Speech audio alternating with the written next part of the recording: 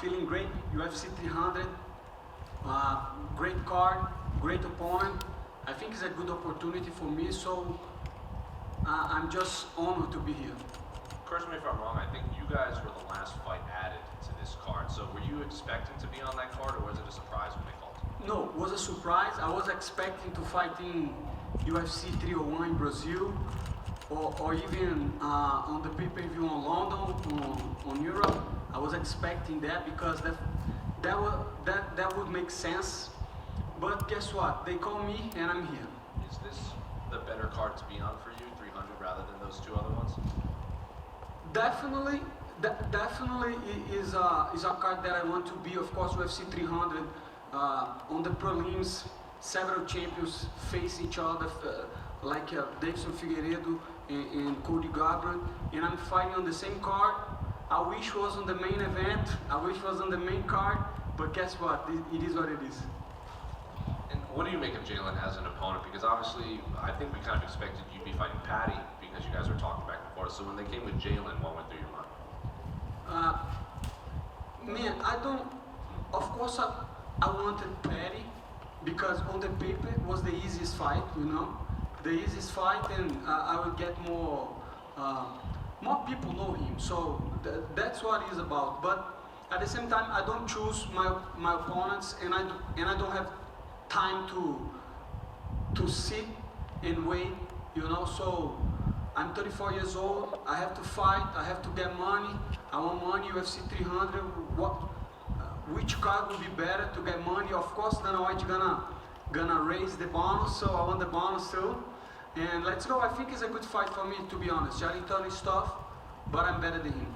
Did you have to bring anyone to train with, considering how tall he was and how long he is? Yes, I was training with some 170 guys, tall guys, strikers, very hard to take down, and I will be ready. And I know you like to be critical sometimes of certain main events in the Apex and everything, but for this pay-per-view, can I get your thoughts on the main event between Alex and Jamal and the BMF fight between Justin and Max?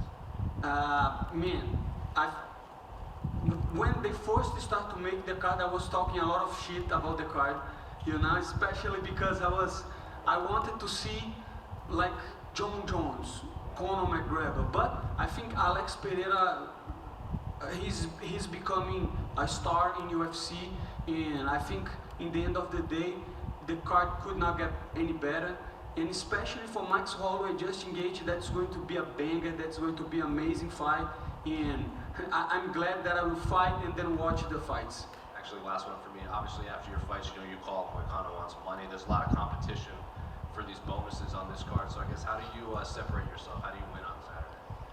To be really completely honest with you, I don't think I'm gonna get the bonus. Even if I finish him, we have 13 fights, 12 champions, and it's going to be tough to have a fight better than Max Holloway and Justin Gaethje, or Sarukian and Charles Oliveira, or Alex Pereira. I think that the card will have a lot of finishes. So to be completely honest with you, I just want to get the W. I want to finish Jalin Turner and move on. Going off of that with the bonuses right here, I'm just curious, do you think that Dana should do something special for this card? Maybe give everybody who finishes a bonus? 100%. He should do that in every card. It's hard to get a finish on UFC, and I think if you do, you should get more money. But guess what? I don't make the business. I am just an employee. So whatever they do, I agree with. Back here, Renato.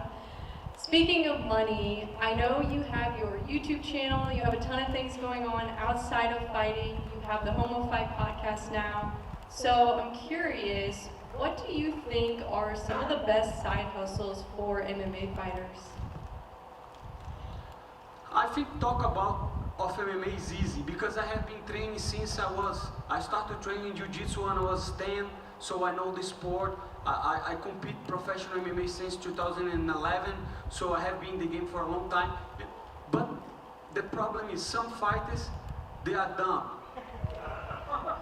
I don't know if you guys know, but some fighters, and I don't even speak English, but I am trying. But some fighters, they do speak English, but they are dumb, or sometimes they are lazy. But guess what? we don't have much time on this game. 15 years, and I'm glad that you say huge shout out to my channel, Money Moicano channel, and huge shout out to the podcast.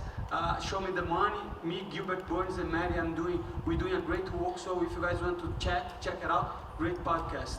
But to answer you, depends on what you like to do. I like to talk shit. I like to, to make some money. So what's better to do than what's better than do a podcast?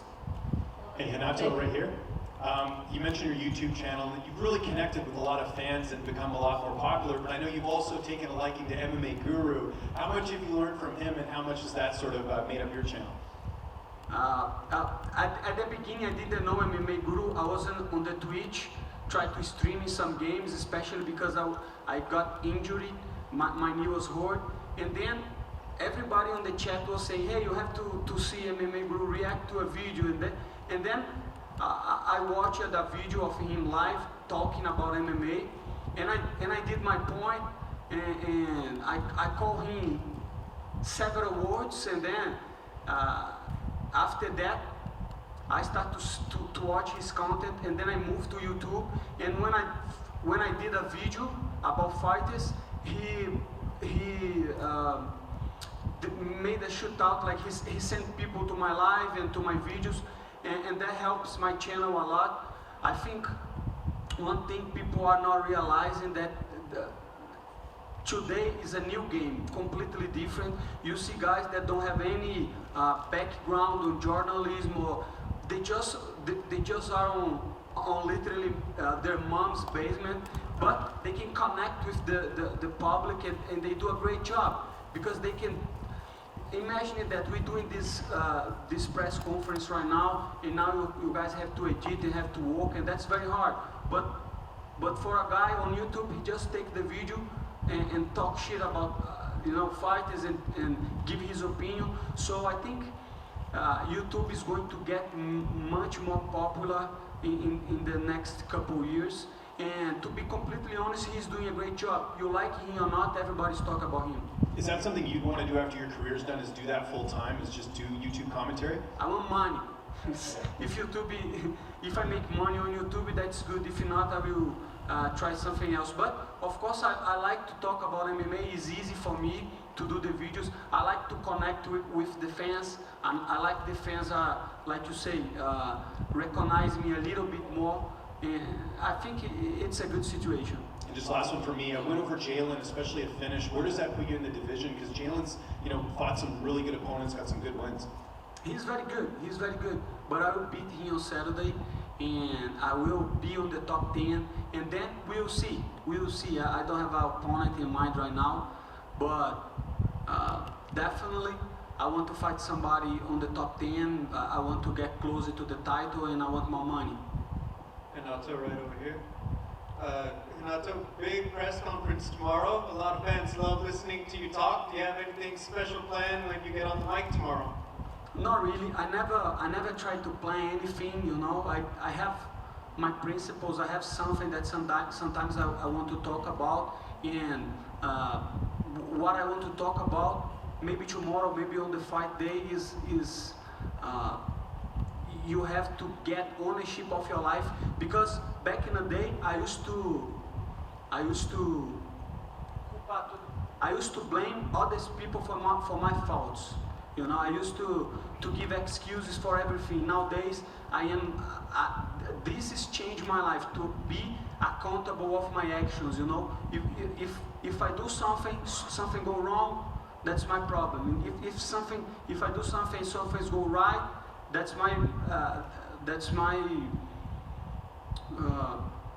actions too. So I wish people nowadays would care more about the accountability. I think that's my message. And then one more question to talk about what Ripi brought up. You have your podcast, Show Me the Money, with Matt and Gilbert. Can you talk a little bit about what you guys do talk about? We talk about money and MMA, and we bring some fighters to do the podcast we did with Jamal Hill, and it's a very good show. And if you are a degenerate that loves gambling, Maddie is a gambler, and he's doing a good job. On the other day, he hit a a 46,000 parlay with $1,000, so motherfucker is making money. And if you like to your opinions about that, watch the show. It's a very good show, and like the first video, we got almost 30K views like on the first video, and I think this podcast will be one of the biggest podcasts in MMA. We still need a lot of content in MMA, not generic stuff, like good stuff, good productions, and we do that on Show Me the Money, and Home of Fighting is doing a great job too, so it's a win-win situation for fighters. Just a quick one right here. When you talk about MMA and fights with Gilbert and other people like that, you kind of see another perspective that you might have not seen when you're in the cage. You get to learn a bit more just breaking down fights. Yeah, it's different because when you're talking about MMA against a guy that doesn't do MMA or the fighter, you can see different opinions, and definitely that changed my mind in couple fights, and especially if you're talking with a guy that like to bet. It's not like a fighter because let's say Armand Sarukian and Charles Oliveira, if I am giving my prediction, I will try to do like on the technical aspect, right? I will say he's good there, he's good here, and I think one or another will win. But when the guy likes to bet, he do like props and finishes on the second round and crazy stuff that I don't like. So just remember, I don't bet. I just go to the podcast and I gave my opinion about fight. Thank you so much.